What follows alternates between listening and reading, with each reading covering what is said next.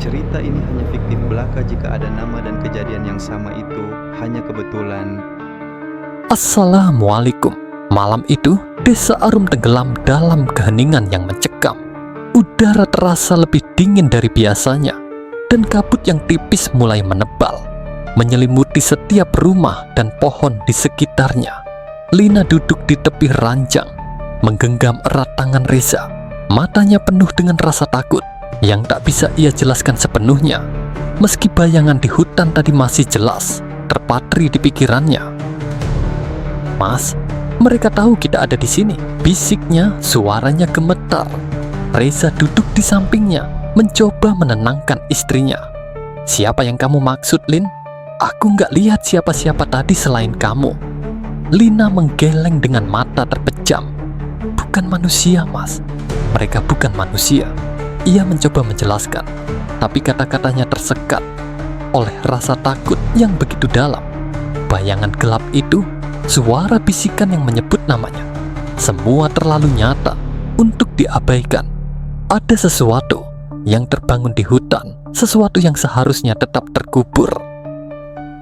Reza mengusap punggung Lina dengan lembut, mencoba meyakinkan dirinya sendiri bahwa apapun yang istrinya alami hanya ilusi akibat kelelahan.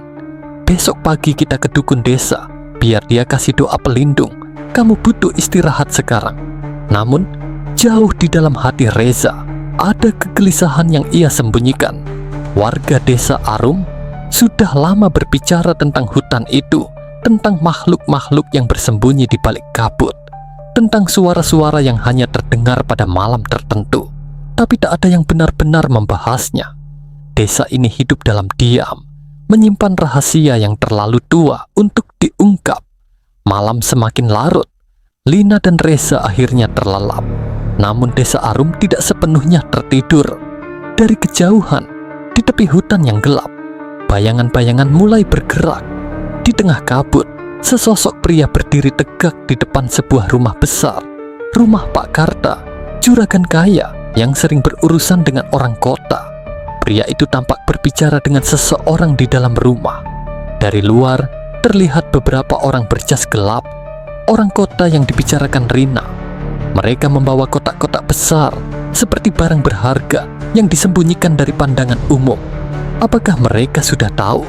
tanya salah satu pria kota dengan nada datar. Pak Karta yang berdiri di ambang pintu mengangguk perlahan. "Desa ini memang tahu, tapi mereka takut. Tak ada yang berani menyentuh hutan itu sampai kalian datang." Pria berjas hitam itu menatap Karta dengan tajam, seakan tidak peduli.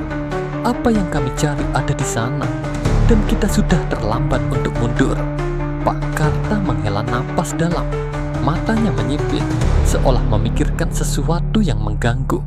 "Kalian benar-benar yakin itu ada di sini?" "Sangat yakin.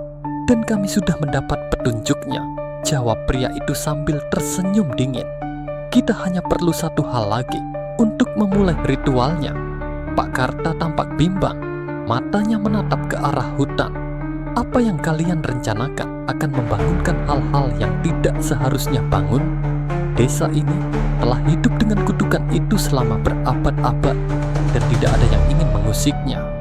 Pria kota itu mendekat, wajahnya berubah dingin. "Itu bukan urusanmu lagi, Pak Karta. Kami akan mengambil apa yang kami cari, dengan atau tanpa bantuanmu." Di tempat lain, Lina terbangun tiba-tiba. Jantungnya berdebar keras, dan keringat dingin membasahi dahinya. Mimpi buruk yang baru saja ia alami, begitu nyata bayangan gelap itu kembali, kali ini lebih jelas. Mereka menatapnya, seolah menunggu sesuatu. Lina merasakan desakan aneh di perutnya lagi, seperti bayi dalam kandungannya berusaha memberitahunya sesuatu. Ia bangkit dari tempat tidur, pelan-pelan berjalan menuju jendela. Di luar, kabut menebal, dan hutan yang tampak tak jauh dari rumahnya terlihat lebih menyeramkan dalam cahaya bulan yang redup. Namun sesuatu membuatnya tertegun. Dari arah hutan, ia melihat sosok. Sosok itu bergerak perlahan, mendekati rumahnya. Mata Lina terbelalak, tubuhnya kaku. Itu adalah bayangan yang sama. sosok hitam yang tadi siang ia lihat di tengah hutan. Kini sosok itu berdiri di tepi desa, diam, seperti sedang menunggu. Lina bisikan itu terdengar lagi, kali ini lebih jelas. Bukan di kepalanya, tapi dari luar. Tiba-tiba, suara ketukan keras di pintu depan membuyarkan lamunannya. "Lina, Reza, buka pintunya!" Itu suara Pak Karta. Lina bergegas membangunkan Reza. Mas, Pak Karta ada di luar."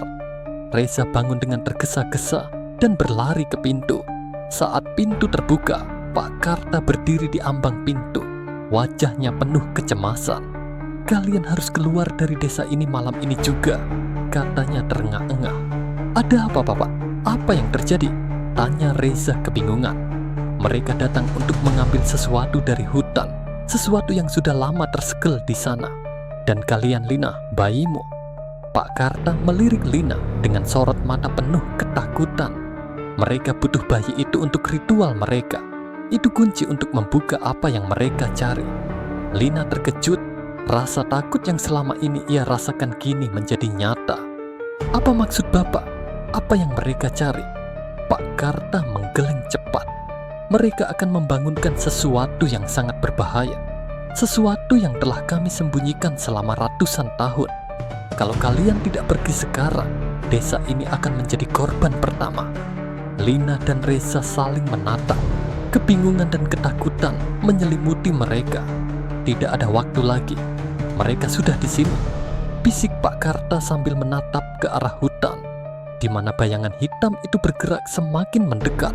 Bayangan itu tidak akan berhenti hingga semuanya berakhir. Silakan like dan share yang sudah like, semoga masuk surga.